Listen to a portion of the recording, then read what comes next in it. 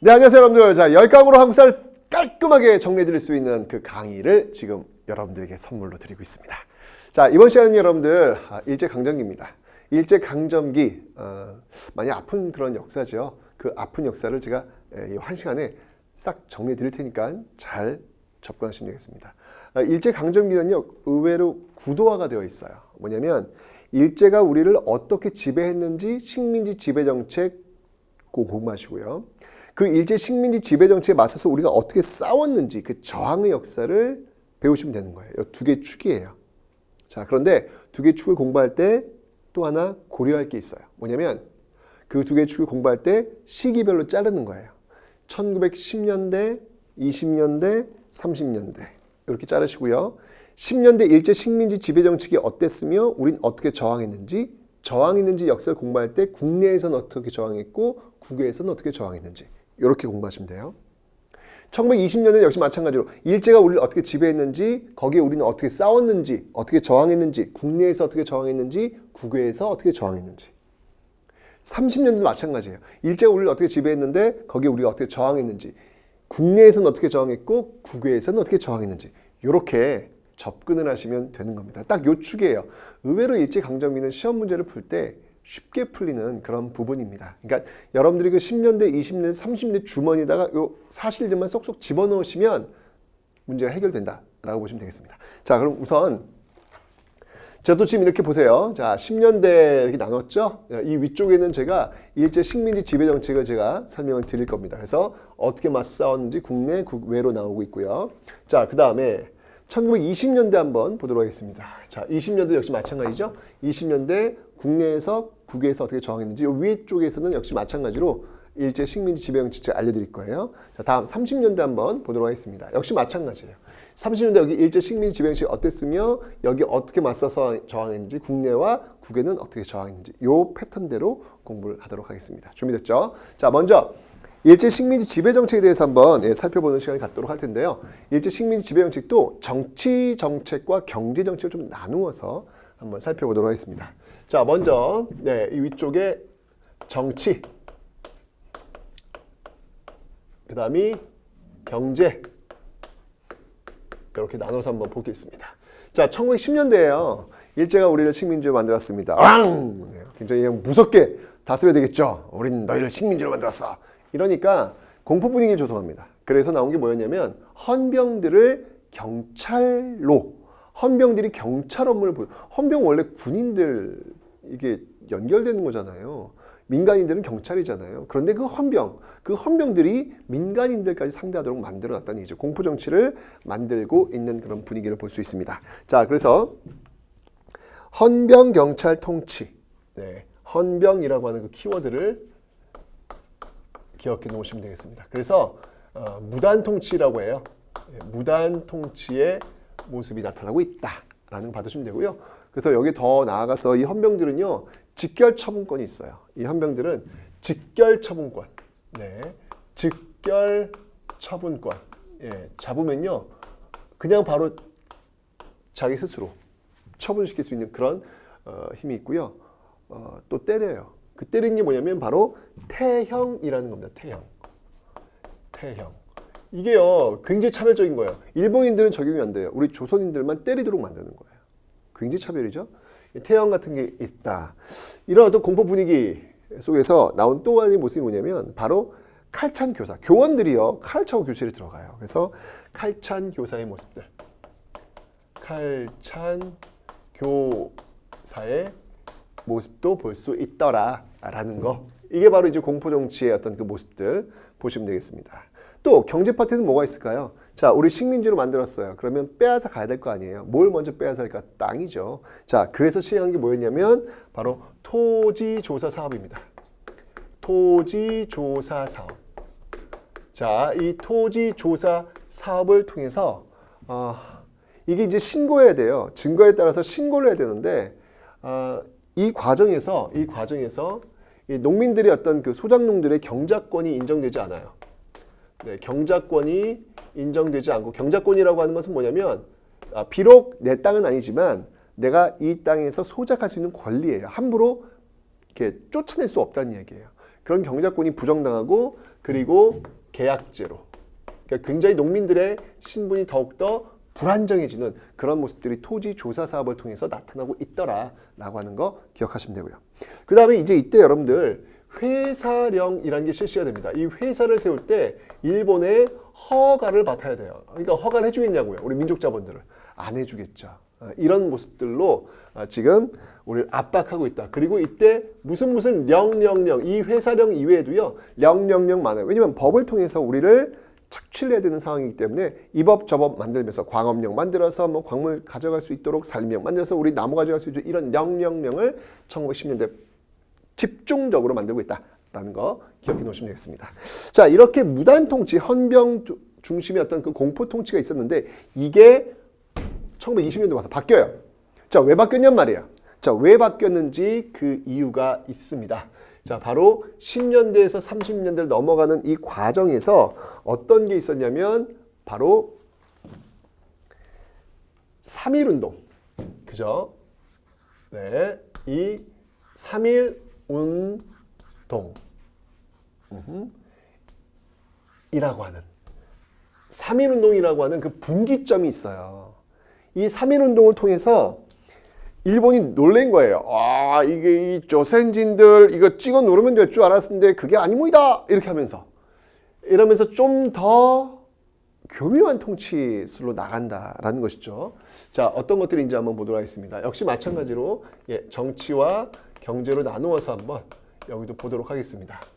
자, 먼저 민족들을 좀 분열시키기 위한 그런 방법인데요. 헌병경찰 통치를 소위 문화 통치, 소위 문화 통치로 바꿔놓습니다. 소위 문화 통치로 바꿔놔요.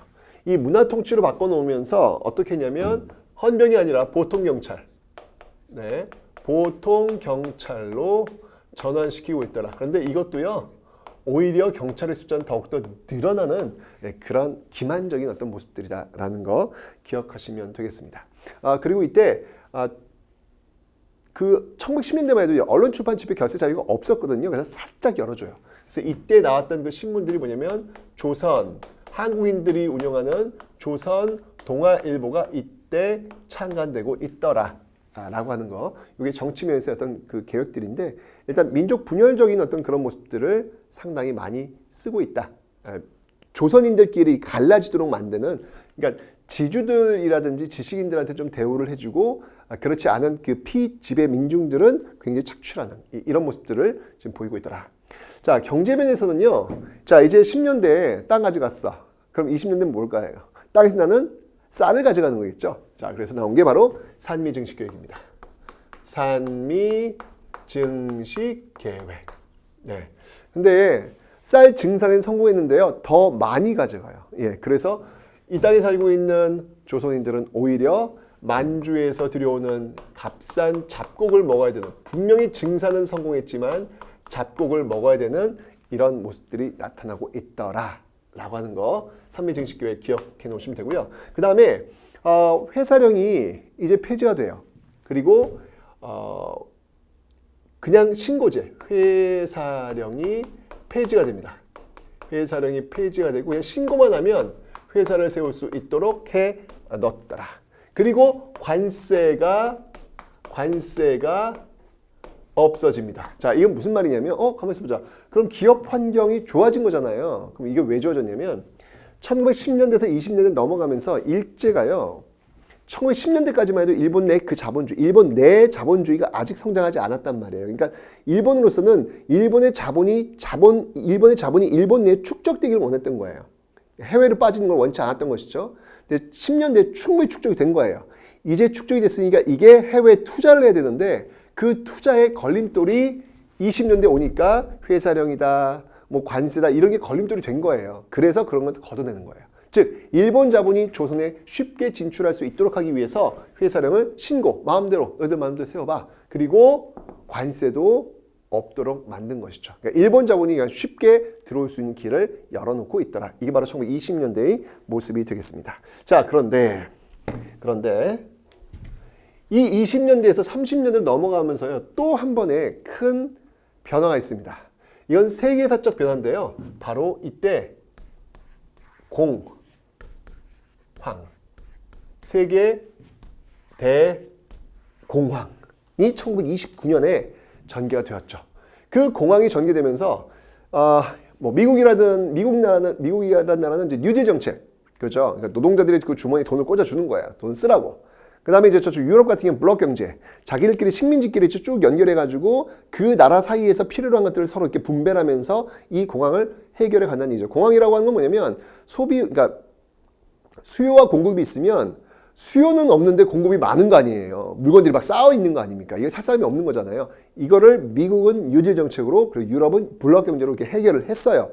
그런데 일본 같은 경우에는 대규모 개발을 할 수 있는 그런 것도 없고, 그리고 식민지가 많은 것도 아니고, 결국 쌓아 있는 그 물자들을 강제로 떨굴 수밖에 없는 거예요. 그래서 선택한 게 뭐냐면 바로 전쟁이라는 겁니다. 그래서 일제는요, 1930년대 와서는요, 1931년 만주사변, 37년 중일전쟁, 41년 태평양 전쟁, 이렇게 전쟁으로 뛰어들게 되더라. 자, 이런 과정 속에서 일제가 시행했던 정치, 경제 면의 정책들을 한번 살펴보도록 하겠습니다. 자, 먼저 정치 면에서는요, 뭐가 있었냐면, 자, 정치 면에서는요, 이 중국하고 미국하고 싸워야 돼요, 일본이요, 지금. 그죠? 근데 엄청나게 큰 나라들이잖아. 이런 나라들은 어떻게 맞싸워? 부족한 거예요. 사람도 부족하고 물자도 부족한 거예요. 이러니까 조선인들을 끌고 와서 활용을 합니다. 그런데 문제는 뭐냐면 조선인들이 총을 들고 일본 천황을 위해서 목숨 바쳐 싸워야 될 거 아니에요. 근데 그러겠냐고요? 그러지 않겠죠. 그러니까 조선인들의 머릿속에서 이 조선인이라는 걸 지워야 돼요. 바로 일본인, 나는 천황의 신민이다 라고 하는 것들을 집어넣어야 된다는 얘기죠. 그래서 전개됐던 정책이 뭐냐면 바로 민족 말살 통치라는 거예요. 민족 말살 통치. 네. 자, 이 민족 말살 통치를 위해서 뭘 했냐면, 자, 먼저, 자, 이름 바꿉니다. 일제 일본 이름으로 창씨 개명 강요하죠. 자, 그리고 나는 천황의 신민입니다. 계속 외우도록 합니다. 황국신민서사, 황국신민서사, 요거를 암송토록 합니다. 그리고 적당한 시간만 되면요, 윙 울면서 그걸 몸으로 보여주려고 그래요. 천황한테 인사를 하도록 하죠. 그게 바로 궁성요배입니다. 궁성요배. 자, 이와 같은 방법, 네, 그리고, 네, 뭐, 신문 같은 거, 네, 신문 같은 것들을 또 폐간시키는 모습들. 철저한 언론 통제를 하는 모습들. 이런 것들이 바로 민족말살 통치에서 나오고 있는 사건이다. 경제적으로는요, 제가 얘기했잖아요. 전쟁이에요. 지금 다 부족해. 쭉쭉 뽑아가야 되는 어떤 그런 상황입니다. 자, 그래서 경제적인 측면에서는 뭐랬냐면요.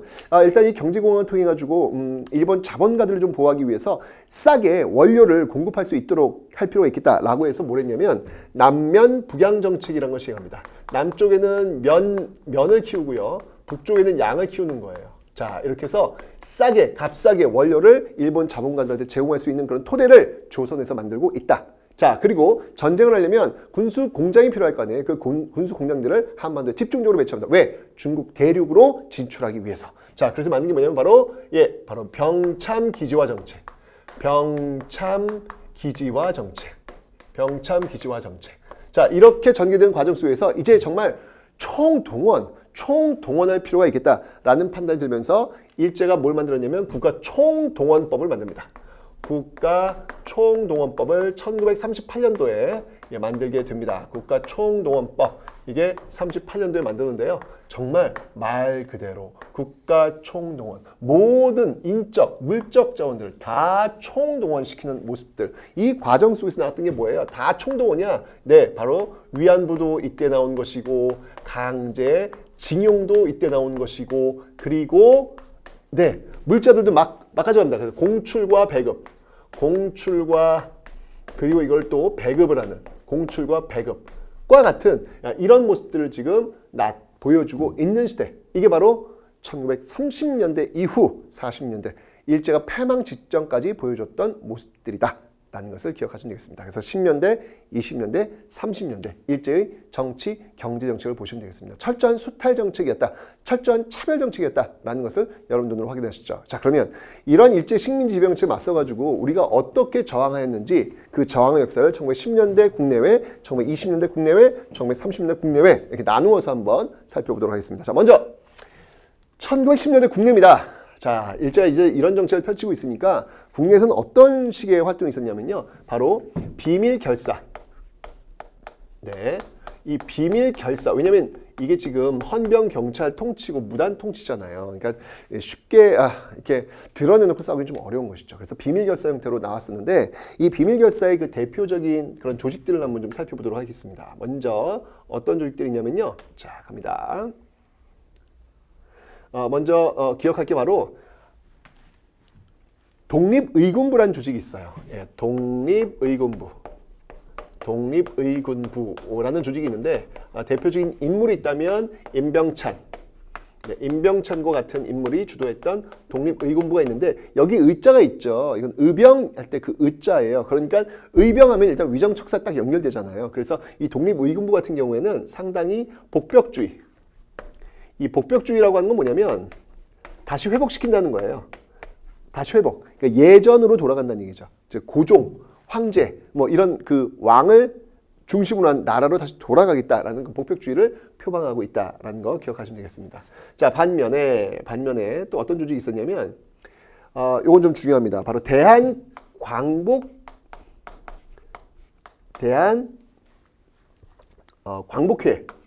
대한광복회라는 조직이 있어요. 이 대한광복회를 이끌고 있었던 인물은요. 바로 박상진이라는 인물입니다. 박상진이란 인물이 될 텐데요. 이 대한광복회 같은 경우에는요. 복벽주의가 아니라 바로 공화정을 지향하고 있다라는 거 굉장히 중요한 내용이 되겠습니다. 그래서 공화정을 지향하고 있는 이런 활동들. 이게 이제 1910년대 독립의군부와 대한광복회가 바로 이 비밀결사식으로 활동하고 있었다라는 것이죠. 국내에서는 이런 조직들이 있었고요. 국외에서는 바로 독립운동기지. 네. 독립운동기지를 건설하려고 했다라는 것입니다. 국외에서는 이제 언젠간 싸워야 되니까 이런 독립운동 기지를 만들려고 했었는데요. 어떤 조직들인지 한번 살펴보도록 하겠습니다. 먼저 자, 포인트. 자, 요게 이제 서간도 지역. 다 만주 지역인데요. 만주의 서쪽이 서간도, 그리고 이쪽 북쪽이 북간도 지역. 그리고 여기가 이제 블라디보스토크 연해주가 되겠습니다. 자, 이렇게 나눠볼 수 있는데요. 자, 먼저 이쪽 서간도 지역부터 한번 살펴보도록 할게요. 이 서간도 지역에서는요. 어떤 조직이 있었냐면 신민회 회원들이, 여러분들 아시죠? 그 신민회 회원들이, 네, 이 신민회 그 회원들이 후원했던 바로 신흥무관학교가 있습니다. 예, 신흥무관학교. 네. 이 신흥무관학교 학생 출신들이 이제 1920년대 항일무장투쟁의 선봉에 서는 그런 역할들을 하게 될 것입니다. 말 그대로 정말 그 독립운동 기지, 싸울 수 있는 그런 기지를 지금 만들어내고 있다라는 게 바로 이 1910년대의 모습이 되겠습니다. 자, 북간도 지역에서는 뭐가 있었냐면요. 북간도 지역에서는 중광단이라는 조직이 있었어요. 북간도에는 중광단. 자, 이 중광단이라는 조직이 어떤 단체를 후원했냐면 바로 북로군정서. 북로군정서는 굉장히 중요한 조직입니다. 북로군정서. 왜? 1920년대 바로 청산리 전투를 승리로 이끌었던 부대. 이렇게 지금 준비를 하고 있더라라는 것이죠. 특히 중광단 같은 경우는 여러분들 이 대종교와 관련이 있어요. 이 대종교라고 하면 뭘 믿는 거냐면 바로 단군을 믿는 종교. 네. 단군을 믿는 종교거든요. 당시 이 단군 교도들이 굉장히 독립운동가들에 많이 포진되어 있었습니다. 왜냐하면 중심이잖아요. 단군이라는 어떤 그 상징적 존재를 통해서 뭉칠 수 있는 어떤 그런 힘을 마련할 수 있었던 것입니다. 그래서 이런 단군, 대종교도들이 굉장히 많이 존재했다라는 거 기억하시면 되겠습니다. 자, 그리고 이 연해주 블라디보스토크에는요, 뭐 여러 가지 조직들이 있는데요. 대표적인 게 바로 대한광복군 정부. 대한광복군 정부. 이런 대한광복군 정부가 또 이 블라디보스토크에서도 활동하고 있었다라는 거. 자, 이렇게 독립운동 기지들이 만들어지고 있는 상황 속, 자, 포진하고 있는 거잖아요. 언제든지 진공작전할 수 있는 그런 준비를 하고 있었다. 자, 그런 과정 속에서요, 이제 1차 세계대전이 끝납니다. 끝나면서 미국의 윌슨 대통령이 이런 것들을 주장하죠. 민족 자결주의. 너희 민족들이 알아서 해라. 라고 이야기를 하는 거예요. 희망을 얻는 거예요. 하지만 윌슨이 말했던 그 민족 자결주의라고 하는 거, 1차 대전 끝났을 때 이야기했던 건 뭐냐면, 바로 1차 대전에서 패배한 나라들의 식민지들이 알아서 결정하라는 거였거든요. 그런데 애석하게도 1차 세계대전에서 일본은 패배한 나라가 아니라 승리한 나라에 들어갔죠. 일본이요, 1920년대까지 줄을 잘 서요. 기가 막힙니다. 줄 서면 그냥 그 라인이 그냥 이기는 거예요. 자, 이러다 보니까 우리한테 사실은 해당 사항이 없는 내용이었지만 그렇다고 해서 그런 것들을 놓고 그냥 빠이빠이 할 수는 없잖아요. 활용해야죠. 자, 그러면서 그 민족주의 어떤 그 바람 속에서 우리도 한번 스스로 한번 결정해보자 라는 것들이 여기저기 나오는데, 특히 일본 도쿄에서요, 도쿄에서 전개되었던 바로 28 독립선언이라는 게 있습니다. 자, 28 독립선언 28 독립선언이 바로 이 동경에서 전개되었죠. 자, 이렇게 국외에서 이런 활동들, 네, 그러니까 지금 보시면 알겠지만 여러분들 보세요. 국내에서 이런 활동들, 국외에서 이런 활동들이 지금 쫙 전개되고 있는 거예요. 이렇게, 그죠? 자, 이렇게 네, 전개되고 있는 모습들. 아, 정말 대단하죠? 네, 이런 과정에서 1919년에 고종이 승하합니다. 자, 이러니까 바로 이런 모든 흐름들이 바로 이 고종의 승하를 계기로 해가지고 이제 에너지를 받게 되면서 여기서 전개되었던 운동이 있으니 그 운동이 뭐다? 그 운동이 바로 3.1 운동이 되는 거예요. 그 운동이 3.1 운동이 된다. 3.1 운동. 고종 승하를 계기로 해서 나왔던 바로 이 3.1 운동이 전개되더라. 이 3.1 운동의 결과 세워진 정부. 너무너무 중요하죠? 그게 바로 대한민국 임시정부라는 거예요. 이 대한민국 임시정부가 상하이에, 대한민국 임시정부가 네, 바로 상하이에서 만들어지고 있다라는 것이죠. 이 대한민국 임시정부 같은 경우에는요, 일단 기본적으로 중요한 어떤 그 개념들을 보면요, 삼권 분립에 입각한 바로 공화정, 최초의 공화정부다라고 하는 그런 역사적 의의가 있겠습니다. 이 조직을 보면요, 국내에서 어떤 그 행정 조직들이 있어야 될 거 아니에요. 그래야지 이제 돈도 모으고 싸울 수 있는 어떤 그런 힘을 마련하니까. 그래서 만든 조직이 뭐였냐면, 예, 바로 연통제와 교통국은 특히 이제 정보국이라고 보시면 돼요. 연통제와 교통국 이런 걸 만들고요. 그리고 돈을 좀 확보하기 위해서 애국공채,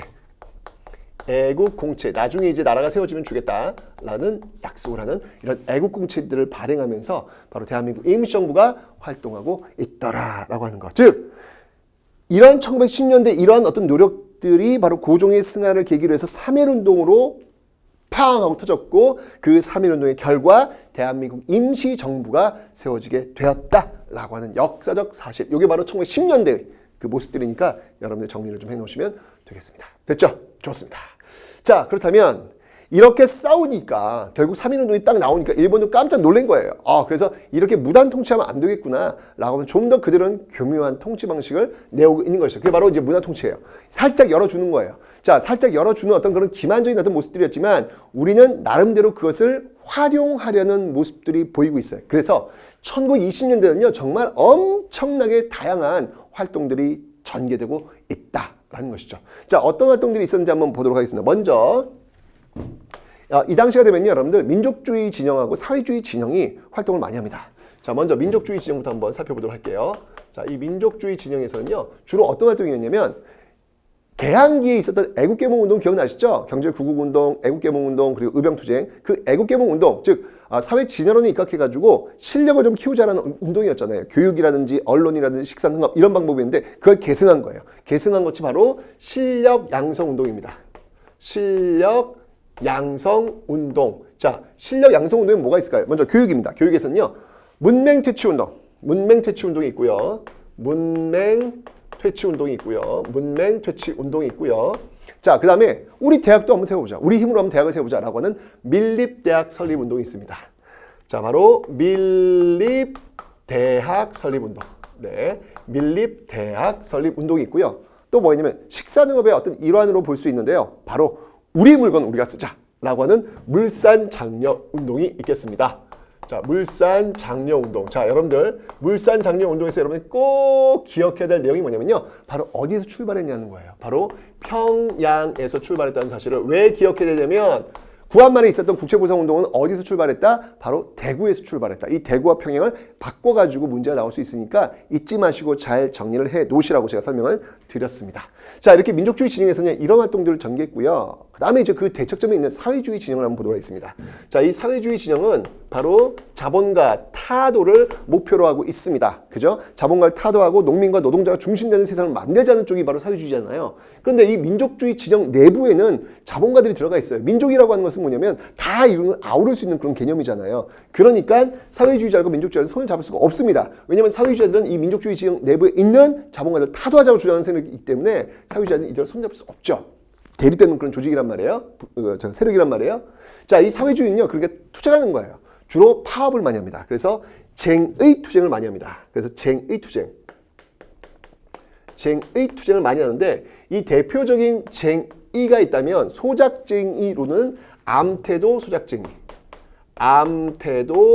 소작쟁의가 있고요. 그 다음에 노동쟁의로서는요, 바로 원산부도 노동자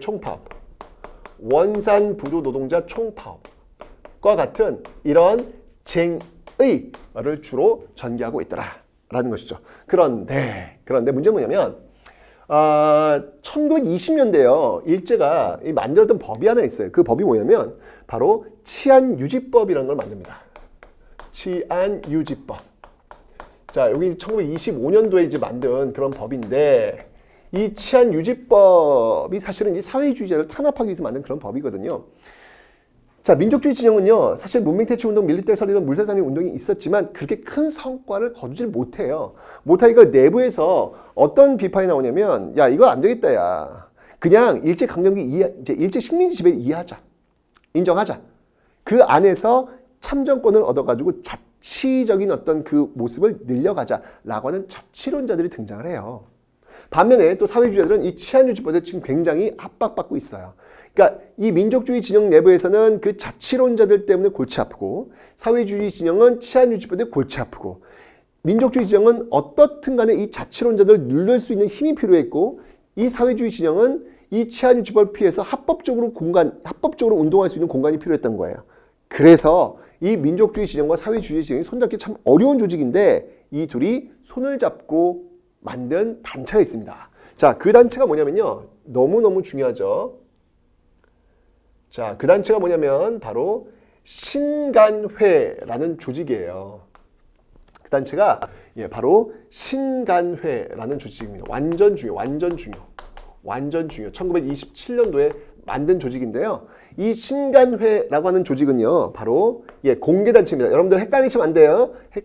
바로 신민회라는 조직과 헷갈리시면 안 됩니다. 신민회는 1907년에 만들어졌고 백오인 사건으로 결국 1911년에 해산당한다라고 설명드렸죠. 신민회라고 하는 건 공화정을 주장했던 그런 단체라고 설명드렸고요. 신간회는 바로 일제강점기 1920년대에 만들어진 조직이에요. 자, 이 신간회 같은 경우에는요, 공개단체입니다. 공개단체고요.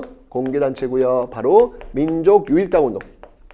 민족유일당 운동의 결과물로 만들어진 정말 일제강점기 최대 규모의 조직이었다라고 생각을 하시면 되겠습니다. 됐죠? 자, 이렇게 신간회가 이제 만들어졌는데, 자, 여기서 좀 더 하나 볼게요. 민족주의 진영과 사회주의 진영 내부의 어떤 그런 활동뿐만 아니라 학생들도 굉장히 많은 활동을 합니다. 자, 학생들이 중심이 되어서 활동했던 운동, 크게 두 가지를 한번 살펴보도록 하겠습니다. 먼저 고종이 죽었을 때 전개됐던 운동이 3.1운동이라고 그랬죠. 이제 그의 아들 순종도 죽게 됩니다. 바로 순종의 어떤 승환을 계기로 해서 전개됐던 운동이 뭐였냐면 바로 60만세 운동이에요. 60만세 운동. 자, 이 60만세 운동은 바로 순종의 죽음을 계기로 해서 나온 그런 운동이 되겠습니다. 자, 그런데 이 60만세 운동은요, 이게 참 독특한 게 뭐냐면 민족주의 진영 내부의 어떤 그런 세력들이 원래 이거 사회주의 진영이 주도한 기획한 그런 운동이었거든요. 근데 이 민족주의 진영이 도와줘요. 이게 원래 제가 얘기했잖아요. 민족주의 진영과 사회주의 진영이 이게 지금 살짝 이 손잡기 어려운 조직이라고. 그런데 60만세 운동할 때 그게 도와줬단 말이에요. 이게 60만세 운동이 1926년도거든요. 민족주의 진영과 사회주의 진영이 지금 공통의 목표인 이 일제 타도를 위해서 손을 잡을 수 있어 라고 하는 그 모습을 보여준 거예요. 보여준 거예요. 자, 그래서 바로 60만 세 운동이 만들어졌고 시작되었고 이렇게 신간회 결성에도 영향을 미치고 있다. 네, 이렇게 신간회 결성에도 영향을 미치고 있다. 왜? 사회주의 진영과 민족주의 진영이 손잡고 활동했던 그런 근거가 나온 거예요. 근거가 나온 거예요. 신간회 만들어진 거예요. 자, 학생운동에 또 다른 운동이 있는데 뭐가 있냐면 그게 바로 광주 학생 항일 운동입니다. 광주 학생 항일 운동. 광주 학생 항일 운동. 이 기차 통학 과정에서 일본 학생들이 이 조선 여학생을 괴롭히는 과정 속에서 우리 또 울분한 남학생들이 이런 일본 하면서 막 싸웠던 그런 사건. 그게 전국적으로 확대되었던 사건이었죠. 바로 광주 학생 항일 운동인데 여기 29년도에 전개된 건데 이때 60만 세 운동이 영향을 받아가지고 만들어진 신간회, 이 신간회라는 조직이 바로 이 광주 학생 항일 운동을 지지해주는 그런 활동들을 하고 있더라라고 하는 거. 그래서 이렇게 연결되는 거예요. 이렇게 연결이 되고 있더라. 자, 여러분들 화살표 잘 보셔야 돼요. 60만 세 운동의 흐름 속에서 신간회에서 신간회가 광주 학생 운동을 지지해주는 어떤 그런 모습들. 그러면서 여러분들 바로 민중대회를 열려고 했거든요. 민중대회를 열려고 했습니다. 이 진상조사단. 네, 이 진상조사단을 파견해서 바로 이 민중대회를 열려고 했던 그런 모습들이 지금 광주 학생 항일운동과 연결이 되고 있더라. 선우 잘 보셔야 돼요. 60만 세 운동이 신간회에 영향을 주었고 신간회가 바로 광주 학생 항일운동을 지원해주는 그 관계를 기억해 놓으시라 라는 겁니다. 됐죠? 자, 학생운동 살펴봤고요. 그 다음에 또 어린이와 관련된 운동들도 있습니다. 어린이. 자, 정말 5월은 푸르구나 어린이날. 자, 그 어린이날을 제정한 게 바로 일제강점기예요. 자, 누굴까요? 누굴까요? 네, 바로 소파 방정환. 그죠? 이 소파 방정환은 이 천도교도입니다. 천도교도는 동학이 이름을 바꾼 거죠. 동학이 이름을 바꾼 건데 이 천도교 인내천 아닙니까? 사람이 곧 하늘이다. 어린이도 하늘이다. 라고 하는 데서 출발하는 거예요. 이 어린이날이. 어린이 자꾸 때리지 마라. 어린이 자꾸 괴롭히지 마라. 어린이도 하늘이다. 라고 하는 어떤 그 정신에서 바로 이 어린이날이 이제 이 만들어지게 된 겁니다. 어린이 운동이 바로 이렇게 해서 전개되었다라는 거 기억하시면 되고요. 여성들도 있어요. 자, 여성운동은 뭐가 있냐면요. 여성들 대표적인 조직이 바로 근우회라는 조직이 있습니다. 근우회. 자, 이 근우회는요. 바로 저 신간에 있죠. 좌우합작. 민족유일당 운동의 어떤 그 모습들, 민족주의 진영과 사회주의 진영이 손잡았던 그 조직 있잖아요. 그 신간회의 자매단체예요. 신간회의 자매단체다. 네, 신간회의 자매단체다. 그러니까 당연히 근후에도 민족유일당 운동 좌우합작의 어떤 성격이 있겠죠. 기억하시면 되겠습니다. 자, 그 다음에 또 뭐가 있냐면요. 바로 이제 이 형평운동이라는 게 있어요. 굉장히 중요한 건데 바로 이 백정들이 중심이 되어가지고 전개했던 운동이 있습니다. 와우. 완전 중요해요. 백정하면 여러분들 소작고 대작고 어떤 이건 옛날 조선시대 천민이었잖아요.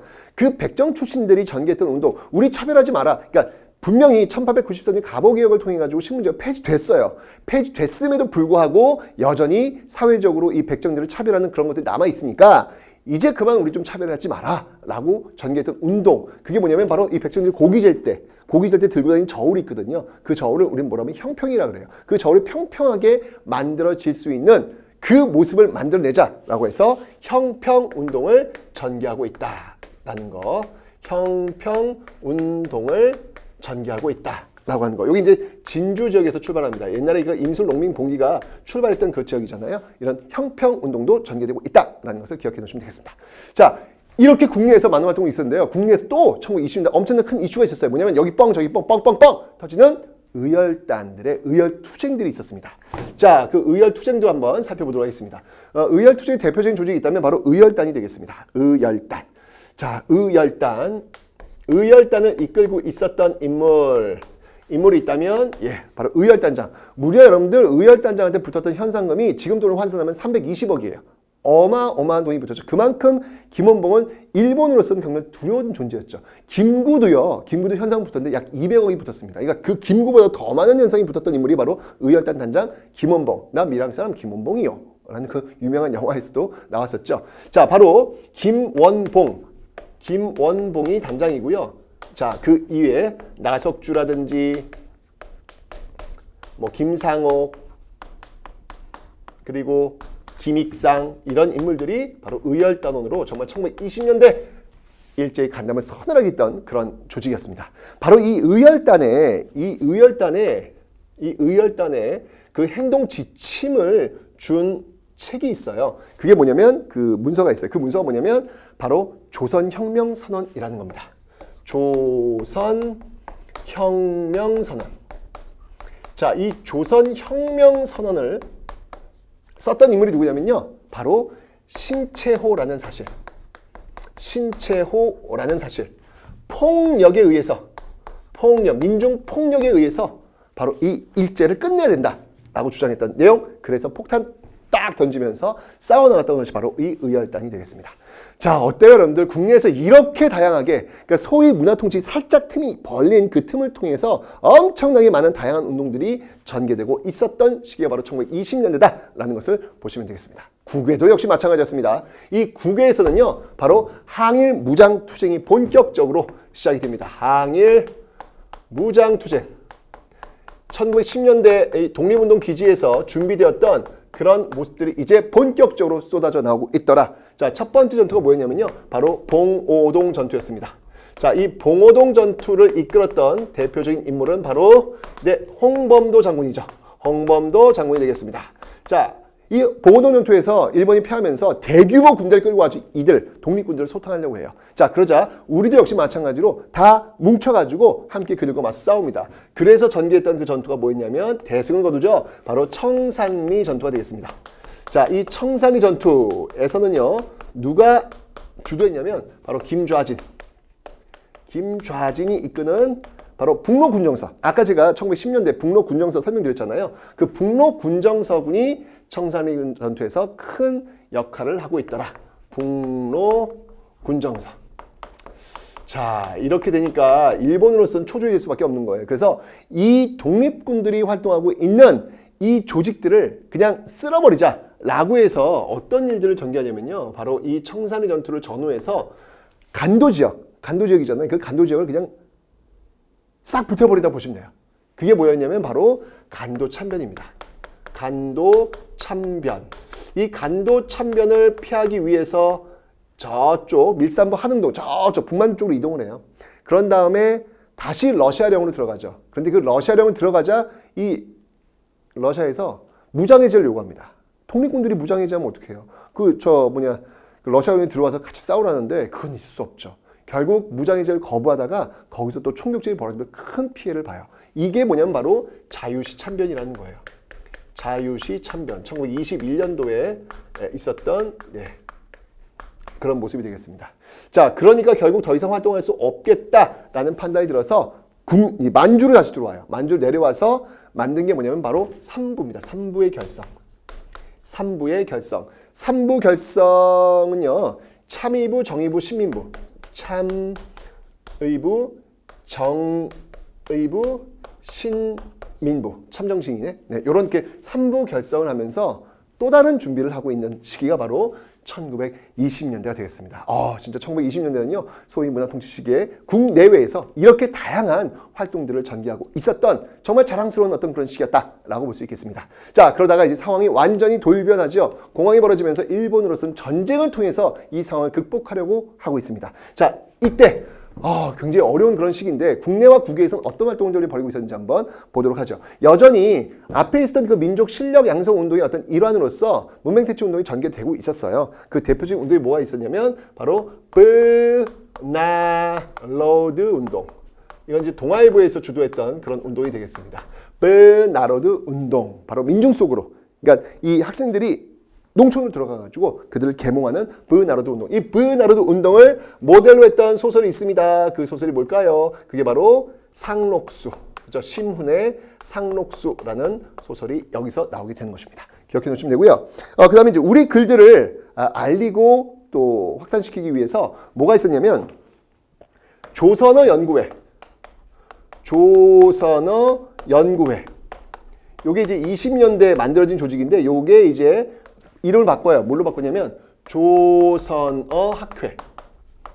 네.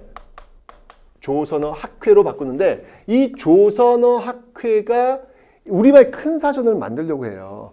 우리말 큰 사전을 만들려고 하는데 결국은 실패하게 됩니다. 왜?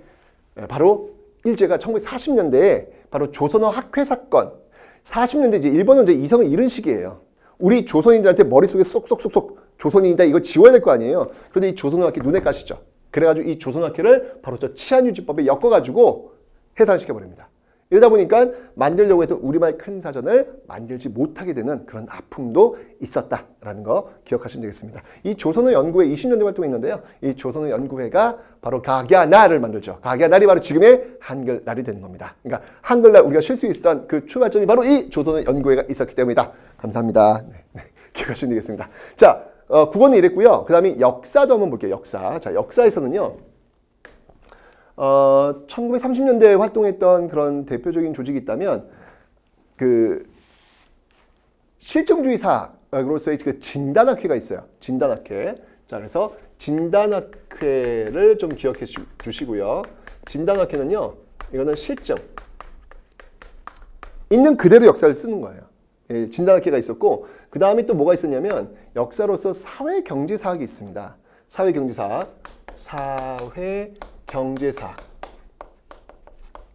이 사회경제사학이라고 하는 것은 사회주의에 좀 영향을 받은 거예요. 특히 이 사회경제사학이 중요한 이유는 뭐냐면 이 사회경제사학은 이 사회주의 유물사관의 영향을 받았기 때문에 역사는 계속 진보한다, 발전한다고 믿고 있어요. 근데 당시 일제 식민사관 중에서 뭐가 있었냐면 정체성론이라는 게 있습니다. 우리 역사는 정체되어 있다는 얘기예요. 발전이 없다는 얘기예요. 일본 고대사 수준에 머물러 있다는 얘기, 말도 안 되는 얘기를 하고 있는 거죠.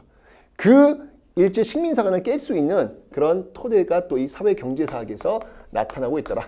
정체성론을 깰 수 있는 그런 모습들이 나타나고 있다라는 거. 국내에서는 이렇게 나름대로 국어와 역사 그리고 이렇게 활동을 하고 있는 모습들이 있었습니다. 그 어려운 바로 1930년대 민족만사 통치기에도 이렇게 나름대로 활동하고 있었다라는 것을 기억하시면 되겠네요. 자, 국외를 한번 볼게요. 자, 국외에서는요, 여전히 항일 무장 투쟁의 어떤 그 흐름들은 이어지고 있는데, 특히 1930년대 여러분들 포인트를 두실 점이 뭐냐면, 1930년대는요, 바로 이제 한중 연합작전이 본격적으로 전개되는 시기다라는 사실이에요. 왜냐면 1931년 여러분 일제가 만주사변 일으키잖아요. 그 이전까지만 해도 사실은 여러분들 이 과정 속에서 일제가 이제 미세합정이라는 걸 체결해가지고 이 중국인들이 이 독립군들을 신고하면 돈을 줘요. 그러니까 이거 이 당시 보면 굉장히 어려운 상황이죠. 그죠? 그런데 1931년 만주사변이 벌어지면서 중국인들이 확실히 안 거예요. 아, 바로 우리의 적은 일본이구나. 그 일본과 맞서 싸우는 한국인들과 손을 잡아야 되겠구나 라고 하면서 한중 연합작전을 전개하게 되는 거예요. 이게 1930년대 가장 특징이 되겠습니다. 자, 다 한중 연합작전이에요. 다 한중 연합작전. 자, 먼저 이 만주 지역입니다. 이 만주 지역에서 활동했던 어떤 그 내용들을 보면요. 북만주 지역. 네, 이 북만주 지역. 자, 이 만주 지역 빰빰빰 한번 잘라볼게요. 빰빰빰빰빰빰빰빰빰. 자, 요 자르는 그 기준은요. 바로 이 만리장성 있죠? 이 만리장성을 기준으로 해서 만주 지역 활동을 한번 보도록 하겠습니다. 자, 먼저 북만주 지역입니다. 북만주 지역. 자, 이 북만주 지역에서 활동했던 단체는 뭐가 있냐면요. 한국독립군. 네, 한국독립당 그 산하에 한국독립군이 있습니다. 자, 한국독립군 기억하세요. 이 한국독립군을 이끌고 있었던 인물은 바로 지청천이라는 인물이 되겠습니다. 이 지청천이 한중연합작전을 통해서 승리한 전투 기억하셔야 돼요. 자, 어떤 전투가 있냐면 바로 쌍성보 전투, 쌍성보 그리고 대전자령 전투에서 승리를 거두었다라는 거 기억해 놓으시면 되고요. 그 다음에 남만주가 있습니다. 남만주. 자, 이 남만주 지역에서 활동했던 조직은 뭐냐면요. 조선혁명당이 있어요. 자, 조선혁명당이 있는데 이 조선혁명당을 이끌고 있었던 인물이 누구냐? 이게 바로 양세봉이에요. 양세봉. 이 양세봉이 역시 마찬가지로 한중 연합작전을 통해 가지고 승리했던 전투가 뭐였냐면 영릉과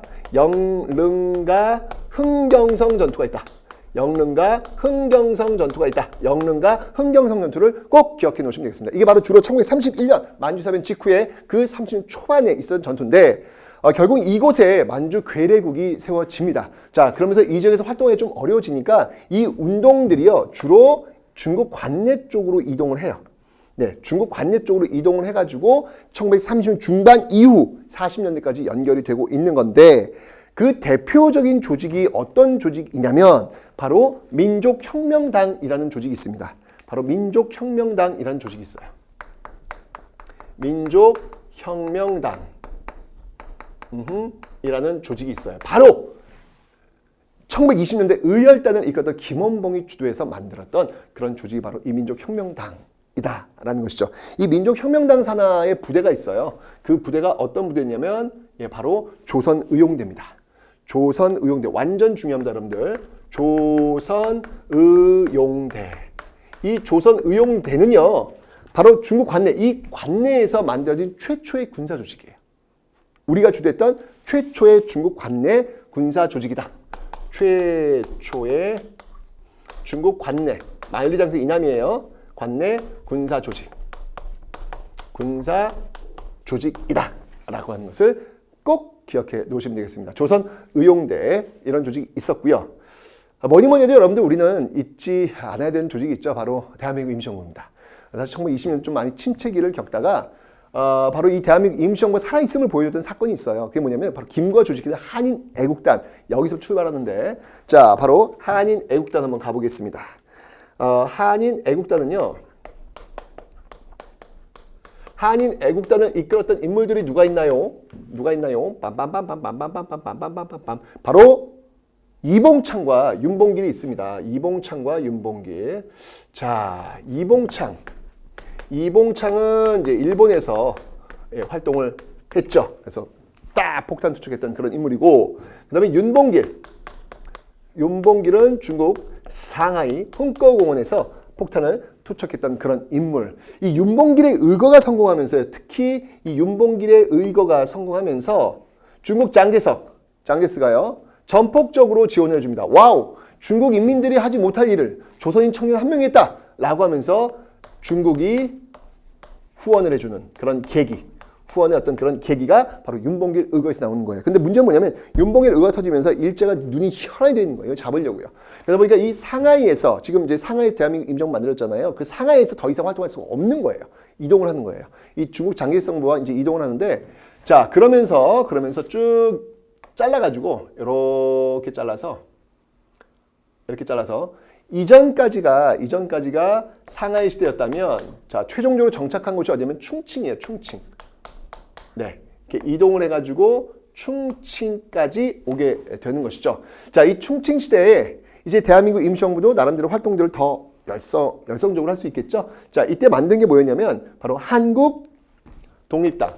네, 대한민국 임시정부의 여당이 되겠습니다. 한국 독립당도 만들고 그리고 바로 대한민국 임시정부의 산하부대라고 할 수 있는 바로 한국 광복군도 만들어요. 한국 광복군도 만듭니다. 자, 이 한국 광복군이 무엇을 했느냐? 한 일이 너무나도 많이 있죠. 자, 어떤 일인지 한번 살펴볼게요. 한국 광복군. 자, 어떤 게 있냐면요. 자, 먼저 갑니다. 한국 광복군은요. 자, 이런 활동을 등을 했어요. 자, 먼저 대일대독 선전포고. 네, 대일 선전포고 합니다. 대일 선전포고 하고요. 그 다음이 인도 미얀마 전선에 파견되었고요. 영국을 도와주는 어떤 그런 역할을 한 것이죠. 그리고 미국 OSS 부대와 함께 바로 진공작전, 네, 바로 한반도 진공작전을 또 계획하는 네, 그런 모습들이 있더라라는 거. 그리고 이 조선의용대가 합류하는 그 모습들도 보이고 있습니다. 조선의용대가 바로 합류하는 모습들도 보이고 있더라. 일부가 합류해요. 일부가. 이 김원봉과 일부가 여기에 또 합류하는 모습들. 근데 일부는 또 이동을 해가지고요. 또 다른 곳 조선의용군으로 또 이동도 합니다. 이거는 상식적으로 그냥 알고 계시면 되겠습니다. 자, 이게 바로 관내에서 중관내에서 활동하고 있는 모습들. 그리고 40년대 가면요, 이 국내에서도 어떤 조짐이 이 여운형이 주도해가지고 여운형이 주도해서 만들었던 바로 조선 건국 동맹이라는 조직이 있어요. 여운형이 주도해서 만들었던 조선 건국 동맹. 자, 이 조선 건국 동맹이 나중에 이제 광복되자마자 조선건국준비위원회로 연결이 될 겁니다. 자, 보시면 알겠지만 이렇게 다양하게 활동하고 있는 모습들, 이게 바로 1930년대 이후 민족말살 통치, 정말 암흑과도 같은 시기에 이렇게 나름대로 활동하고 싸웠던, 저항했던 우리 역사의 한 모습이다 라는 것을 보시면 되겠네요. 됐죠? 자, 그럼 저 앞에서부터 한번 정리를 한번 해보도록 하겠습니다. 자, 일제강점기, 일제의 엄청난 통치 정책 속에서도 우리는 이렇게 싸웠다는 걸 볼 수 있죠. 자, 1910년대 보니까 이게 비밀결사와 그리고 독립운동 기지를 가지면서 싸우는 모습들, 헌병 무단 통치 시대에 보여준 모습입니다. 기억하시면 되고요. 자, 3.1운동을 계기로 해가지고 일제는요, 통치를 바꿔요. 소위 문화 통치를 바꾸면서 우리는 다양한 어떤 그런 활동들을 지금 1920년대 보여주고 있고, 그리고 국외에서도 항일 무장 투쟁을 본격적으로 좀 전개하고 있는 모습들이 1920년대 나왔습니다. 그죠?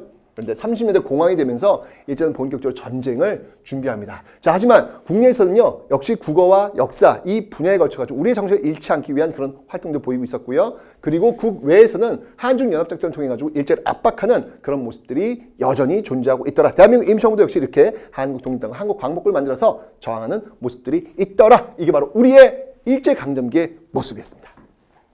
어때요, 여러분들? 네.